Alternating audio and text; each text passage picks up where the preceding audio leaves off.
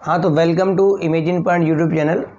तो प्यारे बच्चों, आज का मेरा जो एल्कोहल का लेक्चर है बेटा, वो एल्कोहल का आज लास्ट लेक्चर होगा। इसके बाद आपका जो नेक्स्ट टॉपिक आएगा बेटा, वो फिनॉल आएगा। और फिनॉल के बाद जो अगला टॉपिक है बेटा, वो ईथर है। और आज भाई एल्कोहल की जितनी भी रिएक्शनें पढ़ानी है, वो सब की सब मोस्ट इम्पॉर्टेंट है। हम लोग एल्कोहल्स की केमिकल प्रॉपर्टीज़ पढ़ रहे थे और उसमें हम लोगों ने दो प्रकार की केमिकल प्रॉपर्टीज़ पढ़ ली थी। पहली बेटा हम लोगों ने वो पढ़ ली थी जहाँ पर मेरे पास एल्कोहल का H बाहर निकलता था। दूसरा हम लोगों ने बेटा वो पढ़ लिया था जिसमें एल्कोहल का पूरा OH बाहर निकलता था। आज हम लोगों को क्या पढ़ना है बेटा, एल्कोहल्स की अदर रिएक्शंस पढ़नी है।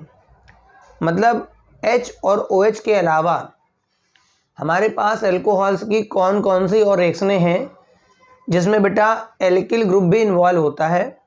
हो सकता है एल्किल और H दोनों इन्वॉल्व हो जाए, हो सकता है केवल एल्किल इन्वॉल्व हो। तो हमारे पास इस तरह की सबसे इम्पॉर्टेंट 3 रिएक्शनें हैं। पहले का नाम बेटा है ऑक्सीडेशन ऑफ एल्कोहल। मतलब पहला हम लोग कराएंगे एल्कोहल का ऑक्सीडेशन। दूसरा बेटा हमारे पास है जिसका नाम होता है डीहाइड्रोहेलोजिनेशन। और तीसरा मेरे पास है सबसे इम्पॉर्टेंट डीहाइड्रोजनेशन। ये 3 बड़ी फेमस रिएक्शनें हैं। तो हम लोग पहले सबसे अपने इम्पॉर्टेंट पॉइंट में आते हैं जिसका नाम बेटा है ऑक्सीडेशन ऑफ एल्कोहल। और जो पेपर में कहीं ना कहीं आता ज़रूर है, चाहे वो कन्वर्जन में आए या वो डायरेक्ट ऑक्सीडेशन आपसे पूछ ले। तो हमारे पास बेटा प्राइमरी अल्कोहल, सेकेंडरी अल्कोहल और टर्सरी अल्कोहल के ऑक्सीडेशन के रिजल्ट बेटा अलग अलग आते हैं। कुछ हम लोग करेंगे टोटल ऑक्सीडेशन और बेटा कुछ हम लोग करेंगे यहाँ पर आपका पार्शियल ऑक्सीडेशन। तो अगर हमारे पास नंबर ए में हम लोग लिख देते हैं प्राइमरी अल्कोहल। मतलब बेटा हम लोग अगर प्राइमरी अल्कोहल लेके चलें और अगर उसको हम लोग ऑक्सीडाइज कराते हैं तो क्या रिजल्ट आते हैं। प्राइमरी अल्कोहल को हम लिखेंगे बेटा R के बाद हो गया बेटा CH2 के बाद हो गया OH। बेटा अगर RCH2OH टाइप का लिखा हुआ है तो इसे हम बोलते हैं बेटा प्राइमरी अल्कोहल। और इसे ऑक्सीडाइज कराने के लिए हम सिंपल अपना क्रोमिक एसिड लेके आते हैं। Chromic acid is the mixture of K2Cr2O7 plus H2SO4। ये बेटा स्ट्रॉन्ग ऑक्सीडाइजिंग एजेंट है और ये तब तक ऑक्सीडाइज करेगा जब तक कंपाउंड ऑक्सीडाइज होता रहेगा। मतलब बेटा इसका ऑक्सीडेशन बीच में रुकता नहीं है। तो जब मैं किसी भी प्राइमरी अल्कोहल का बेटा इतना पोर्शन ऑक्सीडाइज होता है CH2OH, इस पे आप कंसंट्रेट करेंगे। इसका जो ऑक्सीजन है वो यहाँ से एक H और यहाँ से एक H निकल के वाटर निकाल देगा। क्या निकाल देगा बेटा? वाटर। जब यहाँ से एक H कम होगा, यहाँ से एक H, तो CHO बनेगा। मतलब पहले मेरे पास रिजल्ट आएगा RCHO बोले तो बेटा क्या बन जाएगा? एल्डिहाइड। मगर एल्डिहाइड जो है बेटा फर्दर ऑक्सीडाइज हो जाएगा और फर्दर ऑक्सीडाइज होकर बना देगा RCOOH। मतलब सीधा सा है, अगर आपके पास प्राइमरी अल्कोहल को आप ऑक्सीडाइज करेंगे तो बेटा पहले एल्डिहाइड बनेगा और बाद में वो फर्दर ऑक्सीडाइज होकर के आपका बना देगा कार्बोक्सिलिक एसिड। अब मैं क्या करने वाला हूँ, बी नंबर पे लिखूँगा सेकेंडरी अल्कोहल। बी नंबर पे मेरे पास आता है सेकेंडरी। अभी सबके एग्जाम्पल भी बताऊँगा। सेकेंडरी बेटा कैसे बनेगा, यहाँ का आप एक H कम कर लीजिए, एक R बढ़ा लीजिए। मतलब ये हो गया CH और CH पे आप 2 R कर लीजिए और ये आपका हो गया सेकेंडरी अल्कोहल। रिएजेंट बेटा मैं यही दूंगा। तो यहाँ से O आएगा। अभी भी देखिए इस O को यहाँ से H मिल जाएगा तो माइनस का फिर से वाटर निकल जाएगा और ये अब की बार बनेगा ketone group C double bond O, अगल बगल बेटा R रहेगा तो ये अब की बार बनेगा कीटोन। और कीटोन जो होते हैं बेटा जल्दी ऑक्सीडाइज नहीं हो पाते। अगर आप कीटोन का जब चैप्टर पढ़ेंगे तो इसका ऑक्सीडेशन हम कराएंगे, मगर अभी तो हम चूँकि एल्कोहल है तो इसे हम कीटोन पे रोक देंगे। कीटोन को ऑक्सीडाइज कराने के लिए आपको बेटा ड्रास्टिक कंडीशंस चाहिए होती हैं, हाई टेम्परेचर चाहिए, तब जाके ये ऑक्सीडाइज हो पाएगा। तो सीधा सा रिजल्ट है, प्राइमरी अल्कोहल से हमारा लास्ट में बनेगा कार्बोक्सिलिक एसिड और बेटा सेकेंडरी से बनेगा आपका कीटोन। इसी तरह अगर हम लोग बात कर लें अपने टर्सरी अल्कोहल की, बेटा अगर हम बात करें अपने टर्सरी अल्कोहल की, तो इस वाले H को हटा करके हम लोग यहाँ पर भी R लिख लेते हैं। जब तीनों जगह R हो जाएंगे तो देखिए ये फर्दर ऑक्सीडाइज नहीं हो पाएगा, क्योंकि वाटर निकालने के लिए अब यहाँ पर कहीं पर भी H नहीं है। तो बेटा टर्सरी अल्कोहल को तो आप सीधा लिखेंगे नो रिएक्शन, मतलब प्राइमरी अल्कोहल के ऑक्सीडेशन कराएंगे तो बनेगा पहले एल्डिहाइड और एल्डिहाइड के बाद बनेगा आपका एसिड। इसी तरह से अगर आप सेकेंडरी का कराएंगे तो बेटा कीटोन बन जाएगा। अब यहाँ पर हमारे कुछ इंपॉर्टेंट रिएजेंट हैं जो प्राइमरी अल्कोहल के ऑक्सीडेशन को बेटा बीच में रोक देते हैं। बड़े इंपॉर्टेंट रिजल्ट हैं, अब तो इंटर लेवल में भी बेटा आने लगा है, इसलिए आपको पढ़ना बहुत ज़रूरी है। तो अगर हम लोग एक रिएजेंट इस्तेमाल करें PCC, या हम लोग इस्तेमाल करें PDC, या एक रिएजेंट करें DMSO, मैं सबके नाम बोल देता हूँ। PCC बेटा होता है पिरिडीनियम क्लोरोक्रोमेट, PDC बेटा होता है पिरिडीनियम डाइक्रोमेट, ये होता है डाईमेथिल सल्फॉक्साइड। देखो ये 3 रिएजेंट जो हैं वो आप प्राइमरी अल्कोहल पे इस्तेमाल करेंगे, और अगर इन 3 रिएजेंट का आप इस्तेमाल करते हैं बेटा तो प्राइमरी अल्कोहल केवल एल्डिहाइड तक ऑक्सीडाइज होता है, वो फर्दर कार्बोक्सिलिक एसिड में कन्वर्ट नहीं होता है। मतलब कुल मिला के आपका जो प्राइमरी अल्कोहल है, प्राइमरी अल्कोहल, ठीक, अगर आप इन 3 में से कोई भी देते हैं तो इतना जो ग्रुप है ना बेटा, इतना जो ग्रुप है वो केवल RCHO पे ही रुकेगा। मतलब इन तीनों रिएजेंट की प्रेजेंट में आपका फर्दर ऑक्सीडेशन नहीं होता है। हाँ, अगर आप इनको सेकेंडरी पे लगा देंगे तो कोई फ़र्क नहीं पड़ना है, क्योंकि सेकेंडरी तो वैसे भी एक ही स्टेप तक ऑक्सीडाइज हो रहा है, प्राइमरी 2 स्टेप तक हो रहा था, तो सेकेंडरी पे अगर आप लगाएंगे तो वो कीटोन पे रोक देगा, टर्सरी वैसे ही मना कर देता है। तो ये मेरे पास था ऑक्सीडेशन ऑफ अल्कोहल। अब बेटा हम लोग इसके एग्जाम्पल देख लेते हैं जो आपके इंटर लेवल के लिए हैं। जैसे मिथाइल अल्कोहल पे करें हम लोग क्या होगा, इथाइल अल्कोहल के करें, आइसोप्रोपिल अल्कोहल पे करें, तो बता दूं मिथाइल अल्कोहल को मैं ऐसे लिख सकता हूँ HCH2OH, एक प्रकार का बेटा ये प्राइमरी अल्कोहल में ही काउंट होता है। और जब मैं इसे देता हूँ बेटा क्रोमिक एसिड, क्रोमिक एसिड मैं ऑलरेडी लिख चुका हूँ कि बेटा K2Cr2O7 और H2SO4 का मिक्सचर है, उससे ऑक्सीजन आएंगे। पहले इतना ग्रुप बेटा किस में कन्वर्ट हो जाएगा, CHO में। इतना ग्रुप पूरा जो होगा माइनस का यहाँ से वाटर निकलेगा और CHO बन जाएगा, तो ये बन जाएगा फॉर्मेल्डिहाइड। क्या बन जाएगा बेटा, फॉर्मेल्डिहाइड, जो कि रुकेगा नहीं, फाइनली आपका बनेगा फॉर्मिक एसिड। कन्वर्जन भी आता रहता है कि आप कैसे बनाएंगे मिथाइल अल्कोहल से फॉर्मिक एसिड। हाँ, अगर आप इसी रिएक्शन में PCC का इस्तेमाल कर लें, या बच्चा PDC का इस्तेमाल कर लो, या बच्चा DMSO का इस्तेमाल कर लो, तो वो रिएक्शन बेटा एल्डिहाइड पे स्टॉप हो जाएगी, फर्दर कार्बोक्सिलिक एसिड नहीं बनेगा। मतलब अगर कन्वर्जन आया आपके पेपर में कि मिथाइल अल्कोहल से आप बनाइए फॉर्मेल्डिहाइड, तो आप इन तीनों से बनाएंगे। अगर कन्वर्जन पेपर में आया आपका मिथाइल अल्कोहल से फॉर्मिक, तो फिर आप सीधा क्रोमिक इस्तेमाल कर लें। हमारा नेक्स्ट एग्जाम्पल है इथाइल अल्कोहल। तो कुछ ना करो, इस H के बदले आप एक मेथिल लगा दो। जैसे आप H के बदले मेथिल लगाओगे तो ये आपका इथाइल अल्कोहल बन जाएगा।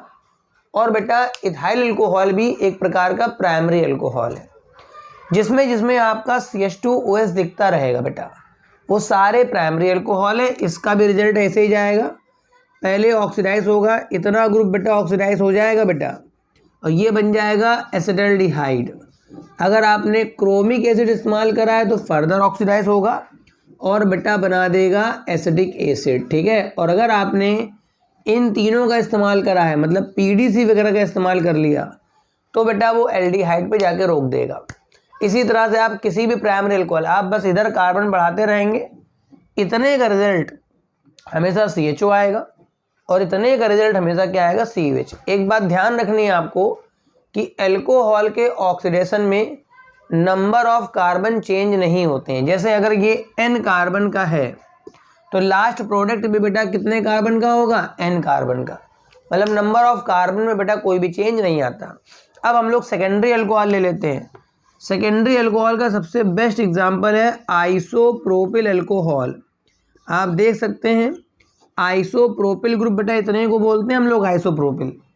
आप इसे प्रोपन टू ऑल बोल सकते हैं या आइसोप्रोपिल अल्कोहल। साफ दिख रहा है क्योंकि यहाँ CH OH आ गया है, तो ये सेकेंडरी अल्कोहल है। और ये बेटा चाहे क्रोमिक से ऑक्सीडाइज कराओ चाहे उन तीनों में से किसी से कराओ, हमेशा कीटोन बनाएगा।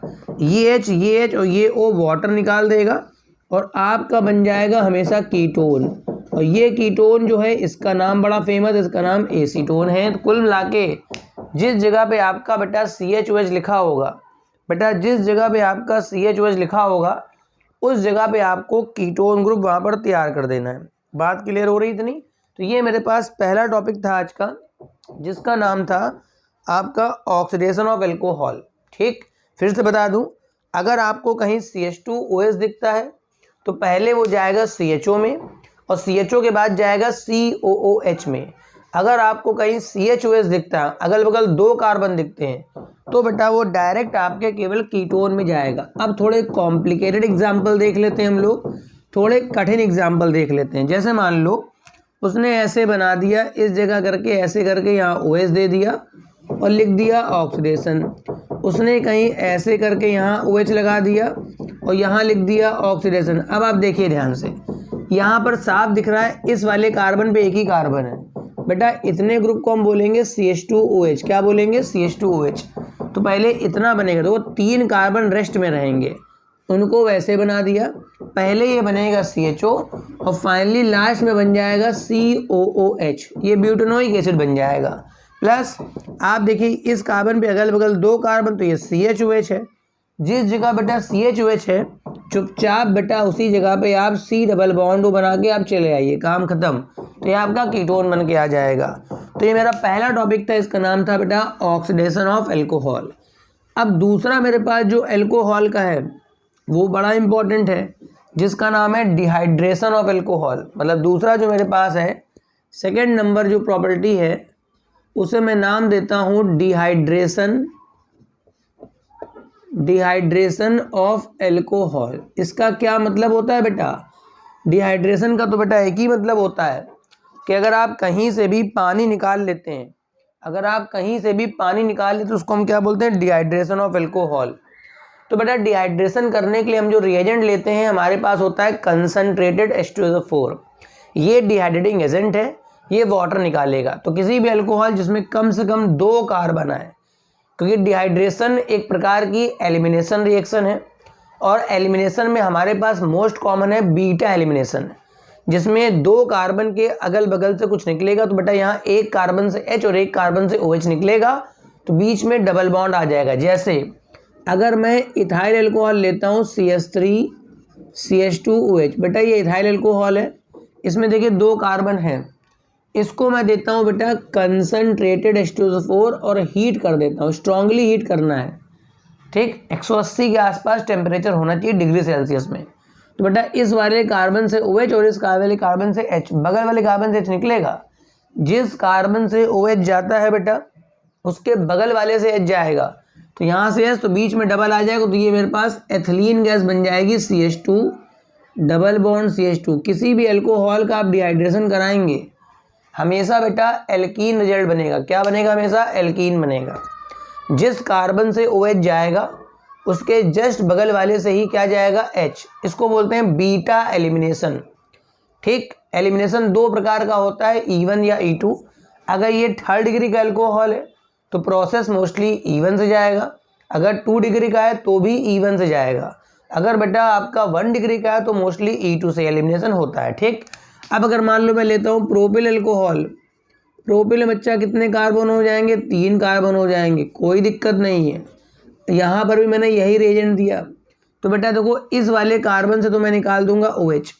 ठीक, और बेटा इसके बगल में एक ही पॉसिबिलिटी है, देखो उधर तो कुछ है नहीं तो इधर ही है हमारे पास, तो जब इधर से निकालूंगा तो यहाँ से H निकलेगा, तो यहाँ डबल आ जाएगा, तो ये हो जाएगा CH3CH डबल बॉन्ड CH2। ये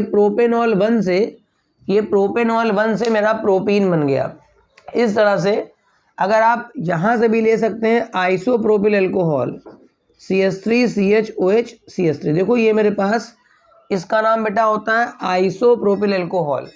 अगर मैं यहाँ से बेटा OH निकालता हूँ तो देखो अगल बगल बिल्कुल सिमेट्रिकल है। सिमेट्रिकल समझ में आ रहा है आपको? उधर भी आपका मेथिल है बेटा, उधर भी क्या है मेथिल। तो H आप कहीं से निकाल लो, इधर से निकालोगे तब भी प्रोपीन बनेगा बेटा, उधर से निकालोगे तब भी प्रोपीन बनेगा। तो अभी मैं कहीं से भी निकाल करके अपना प्रोपीन बना दूंगा। मगर अगर आपका कुछ ऐसा केस आ गया जहाँ पर दो डिफरेंट टाइप के H आ जाए, जैसे देखो ये भी मेथिल था, ये भी मेथिल था, दोनों H बिल्कुल इक्विवेलेंट हैं। अगर आपके अगल बगल के दोनों H डिफरेंट हो जाएं तो उनसे फिर हमारे दो प्रकार के बेटा एल्कीन बन जाएंगे। और जब दो प्रकार के एल्कीन बनेंगे तो जाहिर सी बात है एक बेटा मेजर होगा और एक बेटा माइनर होगा। तो वहाँ पर हमें एक नियम लगाना पड़ेगा, एक रूल लगाना पड़ेगा, जिसे बच्चा हम बोलते हैं सेट-जेफ रूल। फॉर एग्जांपल अगर मैं ब्यूटन 2 ऑल लेता हूँ, ब्यूटन 2 ऑल मतलब 4 कार्बन का है मेरे पास CH3 CH2 CH पे OH सिंगल बॉन्ड CH3, बेटा इसका नाम ब्यूटन 2 ऑल है। अगर मैं इसका डिहाइड्रेशन करता हूँ कंसनट्रेट H2SO4 के साथ बेटा हीट करता हूँ इसको, अगर इसका बेटा मैं डिहाइड्रेशन करता हूँ ना तो यहाँ से तो बेटा OH निकलेगा। अब आप देखिए ध्यान से, H निकालने के दो रास्ते हैं, या तो इस CH3 वाले से H निकलेगा या तो बेटा CH2। मैं दोनों बना लेता हूँ। जब बेटा H यहाँ से निकलेगा तो डबल आप यहाँ लगा देंगे, जब H यहाँ से निकलेगा तो डबल यहाँ लगा दें। तो कुल मिला के अगर मैं H यहाँ से निकालता हूँ तो मेरे पास बनेगा ब्यूट 1 ईन, मतलब ये बन जाएगा ब्यूट 1 ईन बन जाएगा। बात समझ में आ रही है? और अगर मैं H यहाँ से निकालता हूँ बेटा तो मेरे पास बन जाएगा ब्यूट 2 ईन। तो अब देखना है इन दोनों में से कौन सा हमारे पास मेजर है और कौन सा माइनर है। अगर बेटा आपने हाइपर कॉन्जुगेशन पढ़ रखा है या मेरे थोड़े लेक्चर देख रखे हैं तो उसमें स्टेबिलिटी ऑफ एल्कीन बताया गया था। तो जो डबल बॉन्ड जिसमें जितने ज़्यादा अल्फा H होते हैं वो डबल बॉन्ड बेटा उतना ही ज़्यादा स्टेबल होता है। जैसे इस वाले डबल बॉन्ड में देखो 3 अल्फा H उधर हैं और 3 इधर हैं, इसमें बेटा 6 अल्फा H हैं, तो इसके 6 हाइपर कॉन्जुगेशन बन जाएंगे। इस वाले में डबल के बेटा इधर ही 2 अल्फा H हैं, तो इसमें बेटा 2 ही हाइपर कॉन्जुगेशन बनेंगे। तो ये ज़्यादा स्टेबल है और ये कम स्टेबल। तो ये बेटा बनता है 80% बन जाता है लगभग, और ये बन जाता है 20%। तो ये मेरे पास मेजर कंपाउंड है और जो बेटा ऊपर वाला है वो माइनर है। तो इस रिएक्शन का जो मेजर प्रोडक्ट है वो ये है। और इस रूल को जो हम बोलते हैं बेटा हम सेट-जेफ रूल बोलते हैं। क्या नाम बोलते हैं बेटा? सेट-जेफ रूल, जो पेपर में आपके आता रहता है। एक हाफमैन रूल भी होता है, मगर बेटा इंटर लेवल पे हाफमैन रूल इतना पूछा नहीं जाता, वो केवल सेट-जेफ में ही इर्द गिर्द घुमाता है। सेट-जेफ भैया ने हमारे क्या बताया था, जब किसी अल्कोहल का डिहाइड्रेशन कराना हो और आपके पास H निकालने के अल्टरनेटिव प्रेजेंट हैं, मतलब क्या हुआ, देखिए यहाँ पर H निकालने के दो रास्ते हैं, तो इसको बोलते हैं अल्टरनेटिव प्रेजेंट है। हम H इधर से भी निकाल सकते हैं और H इधर से भी निकाल सकते हैं। OH तो भाई एक ही जगह से निकलेगा, वो तो एक ही जगह पे है। तो इन भैया ने बताया था कि इस केस में हाइड्रोजन को आप वहाँ से निकालेंगे जहाँ पर H की संख्या बेटा कम होगी। इन्होंने क्या बताया था, इस केस में आप H को वहाँ से निकालेंगे जहाँ पर H की संख्या कम होगी। अगर आप ऐसा करते हैं तो आपके पास जो एल्कीन बनेगा वो स्टेबल बनेगा। अगर आप ऐसा नहीं करते हैं, मतलब अगर आप H वहाँ से निकालते हैं जहाँ पर H ज़्यादा है, तो जो एल्कीन बनेगा वो कम स्टेबल। तो फाइनली अगर आप देखें तो यहाँ पर बेटा 2H है और यहाँ पर बेटा 3H है। और इन भैया के अकॉर्डिंग क्या है कि H आप वहाँ से निकालेंगे, या सेट-जेफ रूल के अकॉर्डिंग क्या है, H आप वहाँ से निकालेंगे जहाँ पे H की संख्या कम होगी। तो यहाँ से जब मैंने H निकाला तो ये वाला बनता है जो मेजर है, और यहाँ से निकाला तो ये वाला बनता है जो क्या है माइनर। तो सेट-जेफ रूल अगर कभी लगाना पड़ा तो पहली बात तो वहाँ लगाओगे जहाँ पर एलिमिनेशन रिएक्शन होगी, और अगर H निकालने के आपके पास दो रास्ते उपस्थित हैं तो फिर आप H कहाँ से निकालेंगे। तो सेट-जेफ भैया ने बताया कि H आप बेटा वहाँ से निकालेंगे जहाँ पर H की संख्या कम होगी। Elimination of hydrogen takes place from the carbon which has minimum number of hydrogen atoms according to Saytzeff rule, तो वी गेट मेजर प्रोडक्ट। ऐसा नहीं करेंगे तो जो बनेगा वो माइनर। तो अगर इस रिएक्शन का प्रोडक्ट पूछेगा तो हम इसको मेन मानेंगे, इसको मेन नहीं मानेंगे। तो ये बेटा हमारे पास इंटर लेवल के लिए जितना डिहाइड्रेशन ऑफ एल्कोहल का प्रोसेस था वो मैंने यहाँ पर बता दिया, ठीक है ना। अब यहाँ पर हम लोग बात कर लेते हैं अपना एक लास्ट इसकी मैकेनिज्म थी जिसका नाम है डिहाइड्रोजनेशन ऑफ एल्कोहल। पहला था बेटा मेरे पास जिसका नाम था ऑक्सीडेशन ऑफ एल्कोहल। अगर किसी बच्चे को डिहाइड्रेशन की मैकेनिज्म पूछनी हो तो कमेंट करके बता दे सर मेरे को एक डिहाइड्रेशन ऑफ एल्कोहल की मैकेनिज्म का लेक्चर बना के भेज दीजिए, तो मैं वो अपलोड कर दूंगा। आप इस वाली रिएक्शन की मैकेनिज्म भी पढ़ सकते हैं, मगर अगर आपको पढ़नी है तो आप कमेंट जाके मेरे को कमेंट कर दीजिए, मैं आपको एक लेक्चर में बना के भेज दूंगा, ठीक। अब तीसरा मेरे पास जो अदर रिएक्शन में आता है वो आता है डी हाइड्रोजिनेशन। क्या आता है बेटा? D hydrogenation. ये भी बड़ी इंपॉर्टेंट रिएक्शन है, बहुत इंपॉर्टेंट है।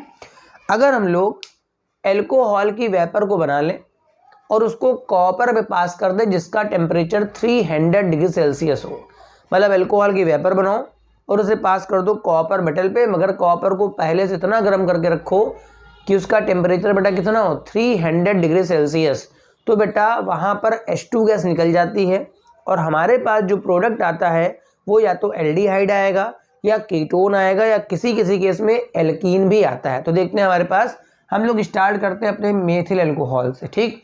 तो मेथिल एल्कोहल में क्या होता है, सी पे बेटा 3 ऐसे H लगे होते हैं आपको पता है, और OH को बेटा मैं ऐसे लिख लूँगा और आप पास करेंगे कॉपर जिसका टेम्परेचर लगभग 300 डिग्री सेल्सियस, या आप केल्विन में आप अपना 573 बता दीजिएगा, ठीक। बेटा इस OH का बेटा जब H2 गैस यहाँ से निकलती है तो कॉपर का जो सरफेस होता है ना वो एक H यहाँ का और एक बगल वाले कार्बन के लेकर के H2 गैस बना के निकाल देगा, यानी कि ये दो बॉन्ड ब्रेक हो जाएंगे और हमारे पास H2 गैस निकल जाएगी।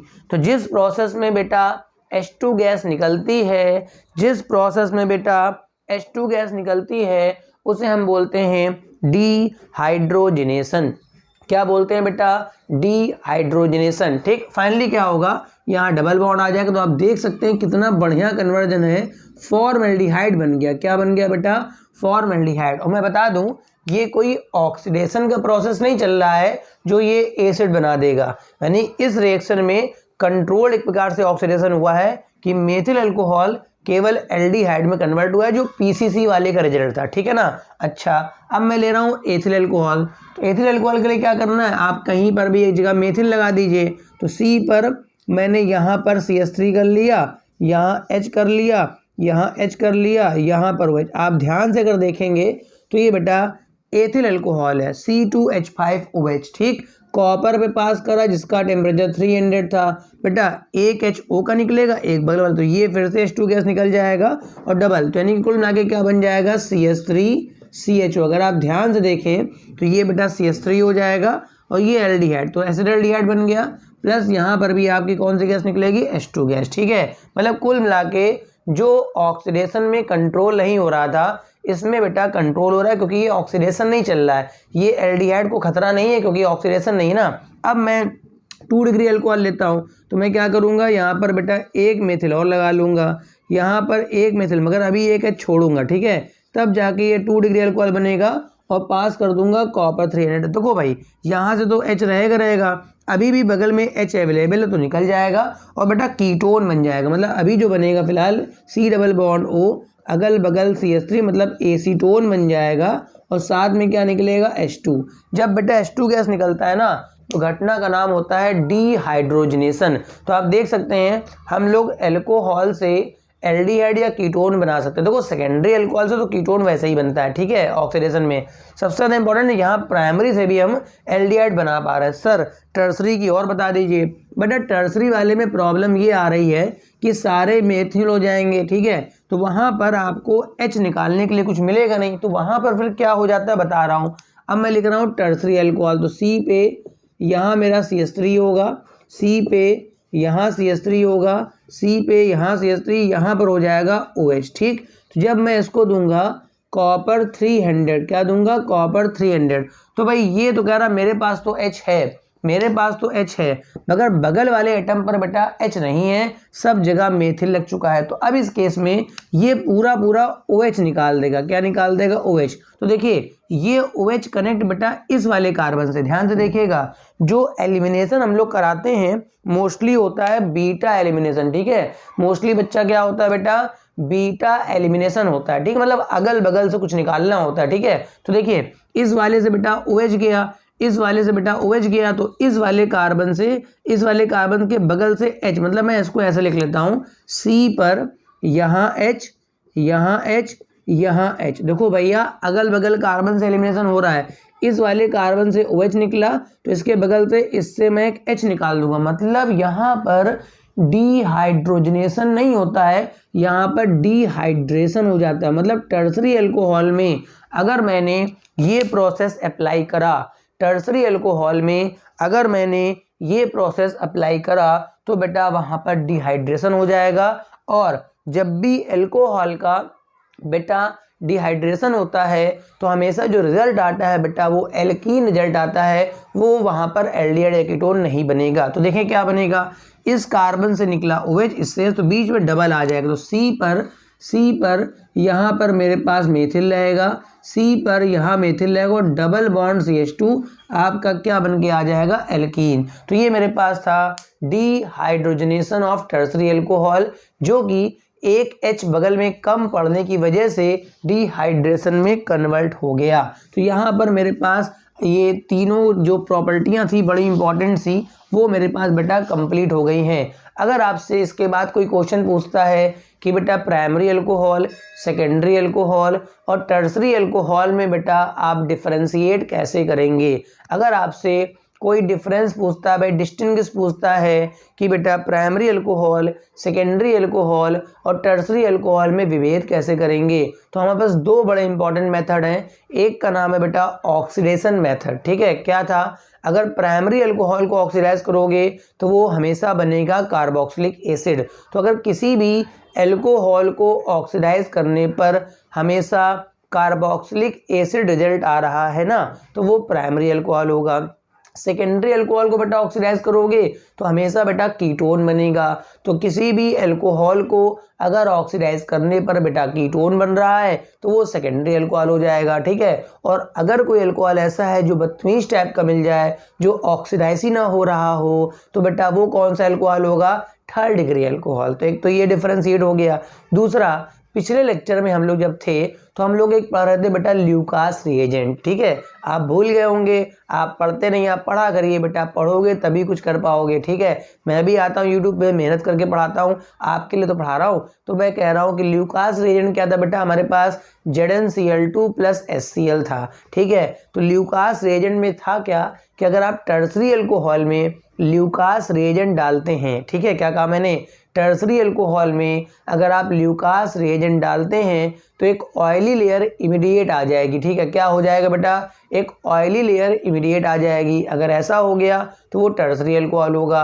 अगर आपने किसी अल्कोहल में ल्यूकास रिएजेंट डाला है, ठीक है, और वहाँ पर ऑयली लेयर आती है मगर 5 मिनट के बाद आती है, ठीक है, अगर 5 मिनट का समय ले रही है ना, तो मैं बोलूँगा बेटा ये अल्कोहल कौन सा है, सेकेंडरी अल्कोहल है। और अगर आपके पास लेयर नहीं है, ये आधे पौने 1-2 घंटे बाद आ रही है, तुरंत तो कुछ आया ही नहीं, तो हम लोग बोलेंगे भैया ये प्राइमरी अल्कोहल है। अब बेटा मेरा ये अल्कोहल कंप्लीट हो गया। अगर इसके अलावा किसी बच्चे की अल्कोहल में कोई भी रिक्वायरमेंट है तो वो कमेंट में जाके मेरे को कमेंट कर दे, मैं उसका छोटा सा लेक्चर बना के प्रोवाइड करा दूंगा बच्चों की डिमांड पर। फिलहाल नेक्स्ट लेक्चर जो होगा बहुत इंपॉर्टेंट है, जिसका नाम है फिनॉल। ठीक है, फिनॉल बेटा अगर आपने नहीं पढ़ा इंटर लेवल में तो फिर क्या पढ़ा आपने। ठीक है, और उसके बाद जो टॉपिक आएगा ईथर, फिर ये चैप्टर कंप्लीट हो जाएगा। फिर मैं देखूंगा कि फिर किसी चैप्टर का 1 शॉट डालूंगा। जिसको कोऑर्डिनेशन केमिस्ट्री पढ़नी है 1 शॉट पढ़ा हुआ है, जिसको हेलो एल्केन्स हेलो एरीन्स पढ़ने हैं